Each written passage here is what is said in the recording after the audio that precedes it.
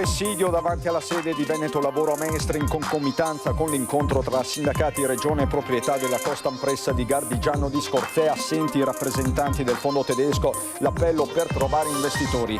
Dalle 8 di questa mattina una persona sotto interrogatorio negli uffici della Questura di Padova per l'omicidio del 48enne massacrato con 15 coltellate, probabilmente la vittima conosceva il suo killer. Nuovo tavolo domani con il prefetto Darco Pellos per fare il punto sui presidi interforze attivati nel weekend, modalità differenti, di chiara e adeguate alle situazioni. Approvata dalla Commissione parlamentare d'inchiesta sul femminicidio la relazione sulla violenza economica di genere con la relatrice Semenzato. L'alto rappresentante dell'Unione Europea Kaja Kallas in Lussemburgo, contrario al padiglione Russia alla Biennale di Venezia, è moralmente sbagliato, dice. Vittime del dovere a Portogruaro, la cerimonia di scoprimento della targa in memoria di Mirka Bergamo, poliziotta morta per una malattia dipendente da causa di servizio, presenti le istituzioni e i familiari.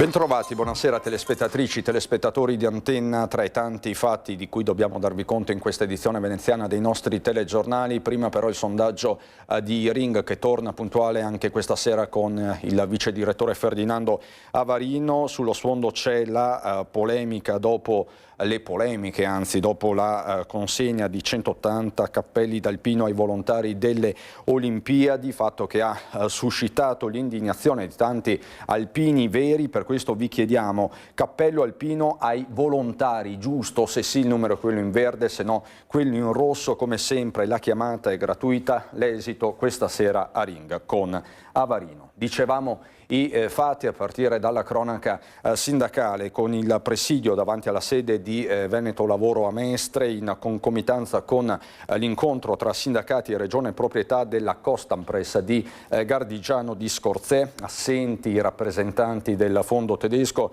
C'è pochissimo tempo per trovare investitori.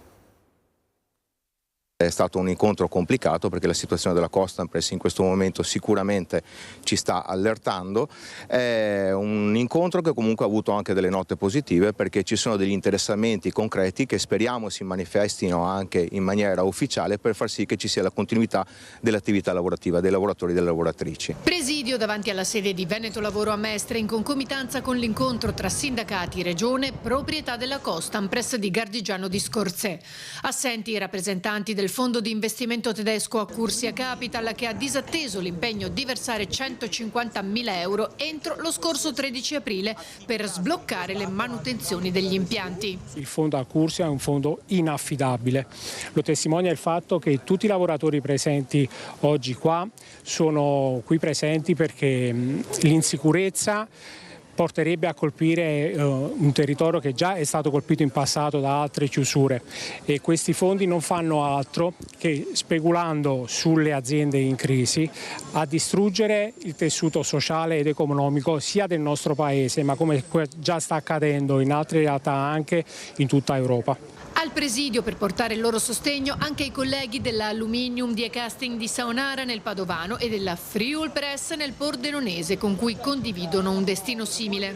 Queste aziende sono state acquisite prima dallo stesso fondo che sta conducendo a questa situazione drammatica, Costa Ampress, e successivamente sono stati ceduti a una società immobiliare che non ha nulla a che vedere con la produzione e con l'industria. Quello a cui stiamo assistendo è un rischio di deindustrializzazione, di impoverimento del tessuto economico e sociale della nostra regione. L'azienda Friul Press di Pordenone, Sesto Reghena, ha avuto la sventura di incappare in Accursia. La loro fama era già arrivata a noi e quindi ci siamo mobilitati subito e abbiamo vissuto queste settimane in modo molto, con preoccupazione, con tensione, eccetera. E alla fine abbiamo poi scoperto di essere stati ceduti successivamente a un'altra società che è una scatola vuota. L'unica prospettiva per evitare la liquidazione, ribadiscono i sindacati, è un compratore serio. Chi è interessato a una realtà che comunque ha la possibilità anche di continuare a lavorare, perché gli ordini ci sono per coprire tutto quanto l'anno, si faccia avanti. Questa volta siano imprenditori seri e non gruppi che vengono qui nel territorio a speculare. C'è una svolta nell'omicidio di Marco Cossi, il 48enne accoltellato a morte a Padova domenica a notte. Tutti gli aggiornamenti nel servizio. C'è un sospettato per la morte di Marco Cossi, il 48enne massacrato a coltellate domenica notte a Padova. La svolta in mattinata, quando una persona è stata portata in questura e sentita per ore dai poliziotti della squadra mobile di Padova e dal pubblico ministero titolare dell'indagine. Un interrogatorio fiume per non lasciare nulla di intentato e per far luce sui tanti punti ancora oscuri dell'omicidio, a partire dal movente. L'arma è stata cercata a lungo nell'area boschiva vicino al luogo in cui l'uomo è stato trovato agonizzante. Un omicidio efferato, più di 15 le coltellate inferte al torace, al collo e al volto, una furia che non gli ha lasciato scampo. Marco Cossi è morto dissanguato mentre stava disperatamente cercando aiuto lungo la strada nel sottopasso di via Isonzo a Padova. I medici del 118, allertati da un passante, hanno tentato di rianimarlo, ma è deceduto in pochi minuti. La sua auto è stata trovata poco lontano, con le porte aperte e le chiavi ancora inserite, aspetti che fanno propendere per l'ipotesi di una conoscenza tra la vittima e il suo assassino. Di sicuro non è stata una rapina, perché Cossi in tasca aveva il suo portafoglio e tutti gli effetti personali. Lunedì mattina, poche ore dopo il suo omicidio, era prevista l'apertura della sua nuova attività, un food truck. Il progetto era in cantiere da tempo, ma era stato più volte rimandato. Marco Cossi, 48 anni, originario di Latisana, si era trasferito in Veneto con la famiglia, prima a Noale, dove aveva frequentato le scuole, poi era stato per qualche tempo all'estero e da qualche anno era tornato nel Padovano per assistere l'anziana mamma che vive a Selvazzano. Lavorava come autista per una ditta che effettua trasporti di farmaci. Dall'appartamento di via Padova, nella frazione di Tencarola, era uscito domenica sera, proprio dopo aver cenato con la mamma. Poi l'incontro con il suo assassino. Controlli rafforzati a Mestre dopo i recenti episodi di violenza e degrado urbano. Il prefetto d'Arcopellos conferma la linea dura decisa dal Comitato per l'Ordine e la Sicurezza Pubblica, con presidi interforze modulati zona per zona. Oltre via Palazzo, nel mirino anche via Salemi, dove sono comparse scritte offensive contro i carabinieri e simboli vandalici. Le indagini della Digos sono in corso per identificare i responsabili, mentre aumentano le segnalazioni dei residenti per rumori e schiamazzi notturni, coinvolte diverse unità, tra cui polizia, carabinieri, esercito e nuclei specializzati. Parliamo adesso di violenza di genere, anche questo è un tema di sicurezza. Dopo un ciclo di 93 audizioni, la Commissione parlamentare di inchiesta sul femminicidio e ogni forma di violenza di genere ha approvato all'unanimità la relazione sulla violenza economica di genere. Consente di sviluppare 14 considerazioni finali di ordine sistematico e riflessione, una base conoscitiva fondamentale per il legislatore e gli operatori del settore chiamati a contribuire nella lotta alla violenza contro le donne. 3 i focus principali: diritto, economia e sociale. Sul diritto sicuramente l'importanza di riconoscere oggi nel codice penale, in particolar modo con riferimento all'articolo 572, il concetto di violenza economica quale modalità di integrazione del reato. La violenza economica va normata e riconosciuta. Dal punto di vista dell'educazione, sicuramente importante nelle nostre scuole, ma non solo, l'educazione economica e finanziaria di genere, e poi naturalmente gli interventi dal punto di vista finanziario che irrobustiscono gli strumenti già a disposizione, ma che fanno sì che le donne possano venire anche a conoscenza degli tanti interventi che oggi ci sono già sul tema della violenza economica. La relazione sulla violenza economica, spiega ancora la Presidente, è la forma più subdola di violenza finora non adeguatamente indagata, che ha già trovato riconoscimento nell'articolo 3 della Convenzione di Istanbul. Per questo è importante dare un inquadramento normativo autonomo e specifico nel codice penale, riconoscendo giuridicamente la natura coercitiva del controllo economico che limita la libertà della vittima. E ancora, conclude Semenzato, la proposta di estendere l'ammissione al patrocinio a spese dello Stato, a prescindere dal reddito, anche alla persona offesa dai reati. E continuano le polemiche sul padiglione Russia alla Biennale di Venezia. Sulla questione è intervenuto nelle scorse ore anche l'alto rappresentante dell'Unione Europea Kaja Kallas in Lussemburgo. Mentre la Russia bombarda musei, distrugge chiese e cerca di cancellare la cultura ucraina, ha detto non dovrebbe esserle permesso di esporre le proprie opere. Il ritorno della Russia alla Biennale di Venezia è moralmente sbagliato e l'Unione Europea intende tagliare i suoi finanziamenti. Così dunque dal Lussemburgo Kaja Kallas. Ma il presidente della Biennale butta fuoco, tira dritto, non arretra di 1 millimetro. Per nulla interessato alle questioni di palazzo e di potere, il presidente della Biennale di Venezia, Pierangelo Buttafuoco, continua in silenzio a lavorare alacremente alla vernice della mostra, tira dritto non modificando la sua linea circa l'apertura del padiglione della Russia ai giardini in occasione della mostra internazionale della Biennale d'Arte di Venezia. Continua così il braccio di ferro involontario con il ministro dei beni culturali Alessandro Giuli, che Buttafuoco non vuole per nulla alimentare, anzi il presidente non si opporrebbe poi a una qualsiasi decisione del governo che rispetterebbe appieno per scala gerarchica, ma non vuole in questo momento far venir meno il suo ruolo. Non spetta alla Biennale censurare nessuno, ma se il governo non vuole la Russia e mettesse in atto per questo un'azione di forza, come ad esempio i sigilli, non starebbe a lui entrare nel merito. L'importanza per Buttafuoco è sempre la fedeltà e la coerenza al suo ruolo, nel rispetto delle normative vigenti, e così nei giorni della vernice, la 61esima esposizione internazionale della Biennale d'Arte, lancia anche la Biennale della Parola, per dare spazio alla pace e al dissenso ad artisti anche russi che si siano schierati contro la guerra e per la pace. A sostegno della posizione di Buttafuoco e della Biennale contro la censura c'è anche un'importante voce cittadina veneziana nel mondo della cultura, quella del presidente dell'Accademia delle Belle Arti, Michele Casalin. Credo che la cultura abbia il dovere di costruire ponti, non di distruggerli. Questo è un caso molto particolare perché va ricordato che la Russia è profondamente legata alla cultura europea, basti pensare alla letteratura, alla musica, alla danza, all'arte. Elogiato Buttafuoco. Ritengo che il presidente Buttafuoco abbia fatto una scelta certamente rischiosa ma molto coraggiosa, che apprezzo e che sostengo. Qualcuno qualche settimana fa aveva proposto per Venezia un ruolo di mediazione come luogo in cui promuovere la pace attraverso la cultura, proprio perché Venezia è una capitale della cultura. Le comunali si presenta a Mestre il Partito Democratico. La promessa che faccio è quella che ho messo al centro della mia campagna elettorale.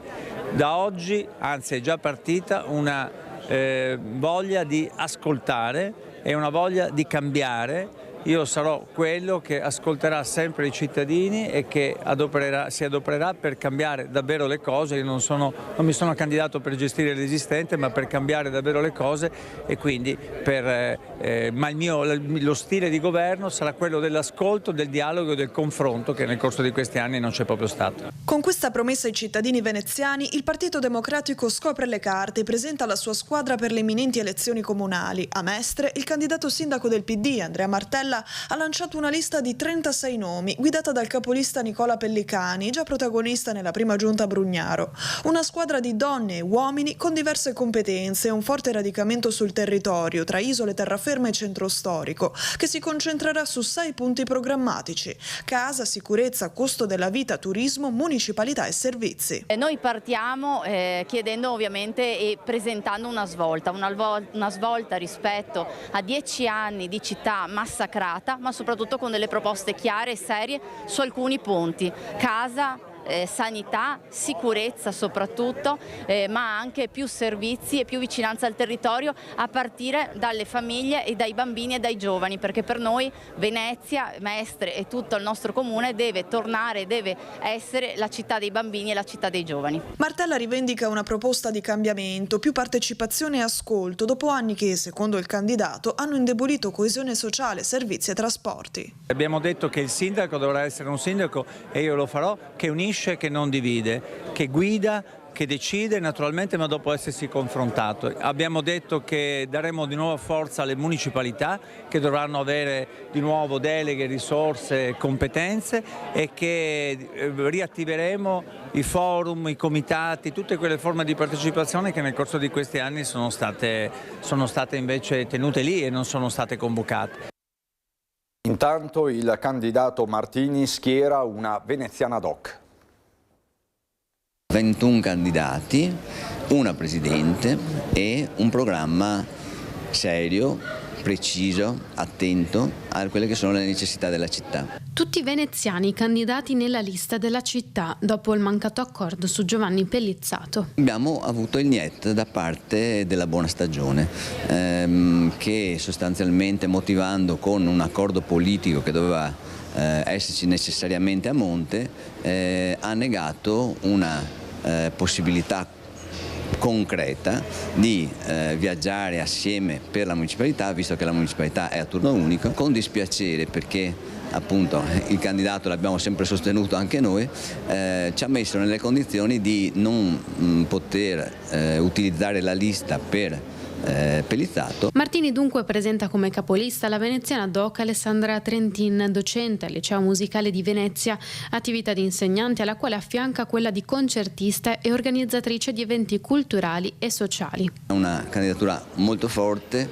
è una candidatura che non possiamo non legare al mondo della scuola, al mondo della musica, al mondo della Fenice, al mondo che insomma è sotto gli occhi di tutti e del mondo per quello che la città è, che è una città di cultura, è una città che va salvaguardata per quello che riguarda la sua storia, la sua tradizione, ma anche la sua vita concreta di ogni giorno. Riduzioni delle affittanze turistiche, premiare e tutelare chi affitta ai residenti, stop ad appalti e subappalti nella gestione dei servizi pubblici, abbonamenti gratuiti dei mezzi per i residenti tra i 10 punti principali del programma. Venezia è una città che deve ripartire, deve essere ripopolata e le istanze importantissime sono la casa, il lavoro, i diritti sociali, ripristinare i diritti sociali. La città di Venezia ha bisogno di essere rigenerata, nel senso che bisogna trovare delle fonti alternative alla monocultura turistica, senza le quali purtroppo il destino di Venezia è segnato sotto certi aspetti.